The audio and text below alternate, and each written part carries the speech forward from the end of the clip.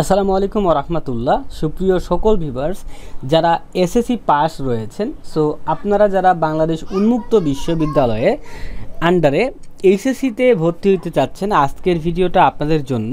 আপনাদের ভর্তির সময়টাকে 18 আগস্ট 2025 তারিখ পর্যন্ত বৃদ্ধি করা হয়েছে। তো চলেন এই বিষয়ে আজকে আমরা কথা বলবো এবং এ টু জেড বিষয়ে জানবো, কিভাবে ভর্তি হবেন, কি কি লাগবে না লাগবে, এ টু জেড বিষয়ে আমরা জানবো। তো চলেন আজকের ভিডিওটি শুরু করা যাক। তো সর্বপ্রথম আমি বলতে চাচ্ছি যে আপনার যদি আপনি ভর্তি হইতে চান, তার জন্য আপনার বয়স কোনো ফ্যাক্টর না। আপনি যদি এসএসসি পাস করে থাকেন, ঠিক আছে, আপনার যদি সার্টিফিকেট থাকে এসএসসি পাসের, তাহলেই আপনি ভর্তি হইতে পারবেন। আপনার বয়স কোনো ম্যাটার না, ঠিক আছে। এবং কোন কোন কলেজে কিভাবে ভর্তি হবেন এটা ভিডিও লাস্টে আমরা বলবো, সম্পূর্ণ ভিডিও জুড়েই থাকবেন আশা করতেছি। তো সর্বপ্রথম দেখতে পাচ্ছেন আমাদের আবেদনের তারিখটা আমরা একটু দেখে নিব। এইখানে দেখতে পাচ্ছেন 15 জুনের লাস্ট ডেট ছিল, এই ডেটটাকে বাড়ানো হয়েছে। এই যে দেখেন, বর্তমানে এই নোটিশটি কিন্তু প্রকাশ করেছে উন্মুক্ত বিশ্ববিদ্যালয়। তো দেখতে পাচ্ছেন যে ভর্তির বর্তমান সময়সীমা 15 জুলাই থেকে 15 আগস্ট 2025 তারিখ পর্যন্ত কিন্তু বৃদ্ধি করা হয়েছে এবং এর পরে কোনোভাবেই কিন্তু আর ভর্তি নিবে না। তো এই আপনার 15 আগস্টের ভিতরেই কিন্তু আপনাকে ভর্তি হইতে হবে, অন্যথায় আপনি আর এই বছরে ভর্তি হইতে পারবেন না। ওকে, সো এখন দেখি ভর্তির জন্য কি কি কাগজপত্র লাগে, হ্যানতেন এগুলা এখন আমরা একটু জানবো। তো সর্বপ্রথম আমি আপনাদেরকে বলবো যে আপনারা যদি ভর্তি হইতে চান, তাহলে আপনাদের কিন্তু 4600 টাকার মতো লাগবে, বা তার 200-100 টাকা বেশি হইতে পারে, ঠিক আছে, যেহেতু বিলম্ব ফি সহ আরেকবার ডেটটা বাড়াইছে। ওকে, এবং 2 কপি ছবি লাগবে, ঠিক আছে, এবং সার্টিফিকেট অরিজিনাল থাকতে হবে, এবং আপনার জাতীয় পরিচয়পত্র থাকতে হবে, ঠিক আছে। যদি না থাকে তাহলে অনলাইন জন্ম নিবন্ধন থাকতে হবে, ঠিক আছে। এই দুইটার মধ্যে একটা থাকতেই হবে, নাহলে আবেদন করতে পারবেন না। এবং দেখেন এখানে যে ভর্তি ও অন্যান্য ফি আমি বলেছি যে 4600 টাকার বেশি লাগতে পারে। সো দেখেন আগে যখন ভর্তির ডেটটা ছিল তখন 4523 টাকা লাগতো, বাট এখন যেহেতু বিলম্ব ফি বাড়াইছে 200 টাকা বেশি লাগবে। ওকে, এটা মাথায় রাখেন। অনলাইনে ভর্তির প্রক্রিয়া, আমরা ভর্তি কিভাবে আবেদন করতে হবে, কি করতে হবে না করতে হবে, এটা নিয়ে আমাদের ভিডিও কিন্তু আছে, আপনি চাইলে কিন্তু ভিডিওটি দেখে আসতে পারেন। ক্লিয়ার? তো এখন মূল কথা দেখেন আপনাদের ভর্তির সময়টা বাড়াইছে, আপনাদের ভর্তির আবেদন আমাদের মাধ্যমে কিন্তু আপনারা করাইতে পারবেন। আমরা আপনার ভর্তির আবেদন করে দিব, অনলাইন পেমেন্ট করে দিব, এবং ভর্তির আবেদনের যে পিডিএফ কপি এইটা আপনাকে পাঠিয়ে দিব, আপনি প্রিন্ট করে আঞ্চলিক কেন্দ্রে বা আপনার যেই কলেজে আবেদন করবেন সেই কলেজে জমা দিবেন। এবং পেমেন্ট যে করবেন 4600 টাকা বা তার বেশি, এই টাকাটাও আমরা আপনাদেরকে পেমেন্ট করায় পেমেন্টের রসিদটা কিন্তু দিয়ে দিব। এবং আপনি কি কি সাবজেক্ট চয়েস করবেন, আমরা আপনার সাবজেক্ট চয়েস করতে হেল্প করব। এ টু জেড কার্যক্রম আমরা করে দিব, এবং আমরা শুধুমাত্র 150 টাকা নিব, ঠিক আছে। মানে আপনার একদম ভর্তি টর্তি হ্যানতেন সব কিছু করানোর পর আমরা মজুরি হিসাবে আমাদের 150 টাকা দিলেই হবে, ঠিক আছে।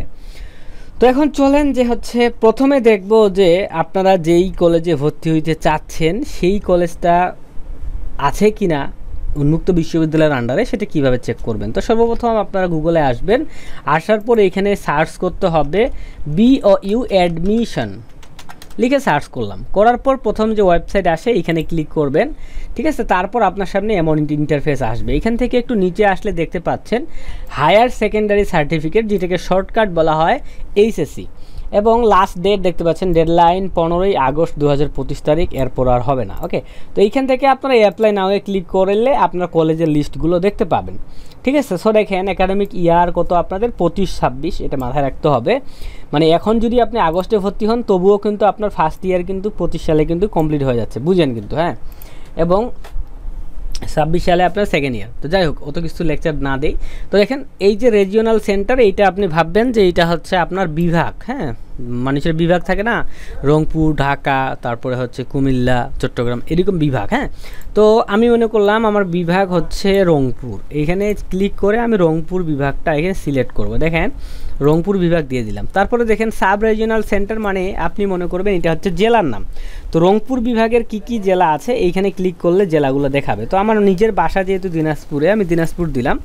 দেওয়ার পর এখন স্টাডি সেন্টার মানে কলেজের নাম, ঠিক আছে। কোন কোন কলেজগুলোতে মূলত বাংলাদেশ উন্মুক্ত বিশ্ববিদ্যালয় আছে। এখন এইখানে ক্লিক করলে আপনি দেখতে পাবেন। সো দেখেন আমি ক্লিক করলাম, ক্লিক করার পরে দিনাজপুরের কোন কোন কলেজে মূলত হচ্ছে উন্মুক্ত বিশ্ববিদ্যালয় আছে এই লিস্ট কিন্তু চলে আসছে। এই লিস্টের মধ্যেই কিন্তু আপনি ভর্তি হতে পারবেন, আবেদন করতে পারবেন, ঠিক আছে। সো এইখান থেকে আমার বাসার পাশে একটা কলেজ, সেটা হচ্ছে কেবিএম কলেজ দিনাজপুর। এই কলেজে যদি আমি ক্লিক করি, আমার বাসা থেকে 10 কিলো, ঠিক আছে। সো এই দেখেন কলেজের নামে ক্লিক করলাম, এবং নামে ক্লিক করার পর এইদিকে আমি দেখতে পাবো যে এই কলেজে শুধুমাত্র কিন্তু আর্টস নিয়ে পড়া যাবে, আর্টসের উপরে কিন্তু পড়া যাবে না। এখন অনেকেই আছে যে ভাই আমি তো এসএসসিতে সায়েন্স করছি, আমি সায়েন্স নিয়ে পড়বো। তো আপনি আপনার জেলার অন্য কলেজগুলো ক্লিক করে দেখবেন যে কোনটাতে সায়েন্স আছে। সো আমি দেখি, সাপোজ এটাতে দিলাম, দেওয়ার পর দেখতেছি না আর্টস, বেশিরভাগই আর্টস করতেছে।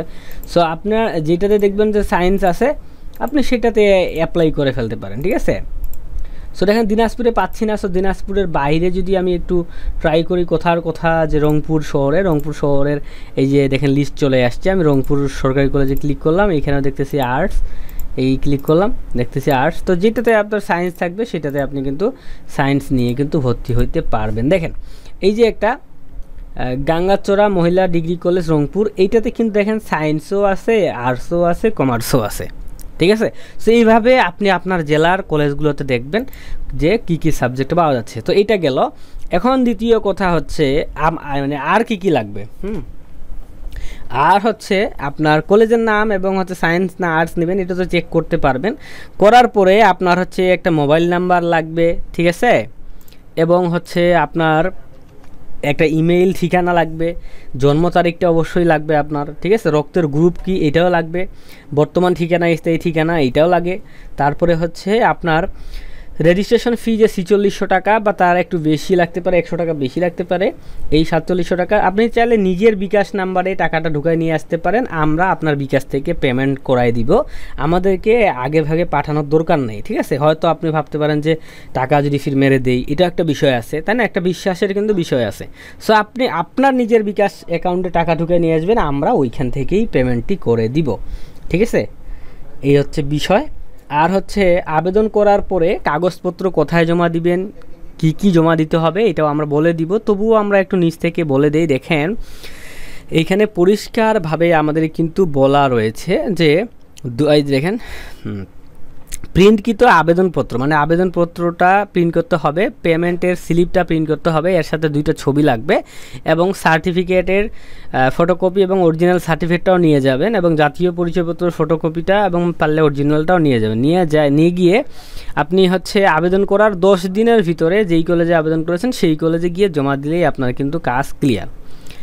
তো যাই হোক, এটাই ছিল মূলত আমাদের আজকের ভিডিও। আর যদি নিজেই আবেদন করতে চান তাহলে প্রথম কমেন্টে লিঙ্ক দেওয়া আছে, আবেদনের ভিডিও দেখে আবেদন করে ফেলুন। আল্লাহ হাফেজ।